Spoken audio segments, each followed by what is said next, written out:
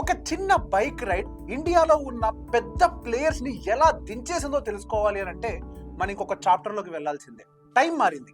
The carrier అనే ఒక truck startup ని ముగ్గురు ఫ్రెండ్స్ సక్సెస్ఫుల్ గా నడుపుతున్నారు. డెలివరీ, ఫ్లిప్కార్ట్ వంటి పెద్ద పెద్ద క్లయింట్స్ తోటి ఆర్డర్లు కూడా వస్తున్నాయి. వాళ్ళకి ప్రాఫిట్ వస్తుంది, కానీ స్పీడ్ గా లేదు. అరవింద్ ఓ రోజు మాటల్లో అన్నాడు, మనం సేఫ్ బిజినెస్ చేస్తున్నాం కానీ అంత గ్రోత్ లేదు. ఇది గ్యారంటీడ్ బిజినెస్ కానీ ఇంట్రెస్టింగ్ గా లేదు.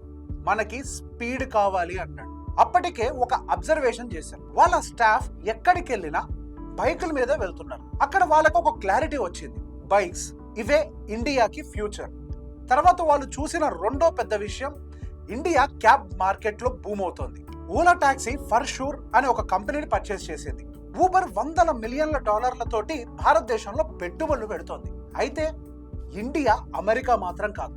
ఇక్కడ ప్రజలు కార్ల కన్నా బైకుల పైన ఎక్కువగా డిపెండ్ అవుతారు. మన పర్స్ లిమిటెడ్ గా ఉంటుంది. అందుకే ప్రజలు కూడా లిమిటెడ్ ఎక్స్పెన్సెస్ లోనే జర్నీ చేయాలని కోరుకుంటారు. ఇక్కడే వారికి ఒక విజన్ కనిపెట్టారు. ఓలా, ఊబర్ క్యాబ్స్ తో వార్ చేస్తూ ఉంటే మనం బైక్ టాక్సీ తోటి ఇండియా మొత్తం నెమ్మదిగా గెలవచ్చు అని. ఇక్కడే ర్యాపిడో పుట్టింది. ఒక చిన్న స్టార్ట్అప్ కానీ వెరీ బిగ్ డ్రీమ్.